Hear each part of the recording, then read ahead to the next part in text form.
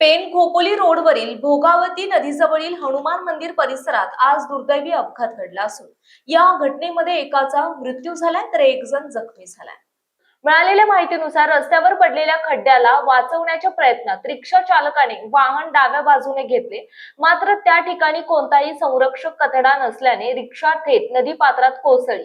या अपघातात एकनाथ किसन किंजवडे वय 53 राहणार कामार्ली तालुका पेण यांचा मृत्यू झाला, तर या घटनेत भूषण पाटील राहणार कराडे हे गंभीर जखमी झाले असून त्यांच्यावर पेण येथील म्हात्रे हॉस्पिटलमध्ये उपचार सुरू आहेत। दरम्यान स्थानिक नागरिकांमध्ये तीव्र संताप व्यक्त होत असून संबंधित ठिकाणी रस्त्यावर मोठा खड्डा पडलेला होता। यावर वारंवार राष्ट्रीय महामार्ग बांधकाम विभागाच्या पेण शाखेकडे तक्रारी करूनही दुर्लक्ष करण्यात आल्याचा आरोप नागरिकांकडून केला जात आहे। या हलगर्जीपणामुळेच हा अपघात घडल्याचं बोललं जात आहे। या प्रकरणी पेण पोलीस ठाण्यात गुन्हा नोंद करण्यात आला असून पुढील तपास पोलीस करतायत। प्रतिनिधी किरण बांधनकर, पेण।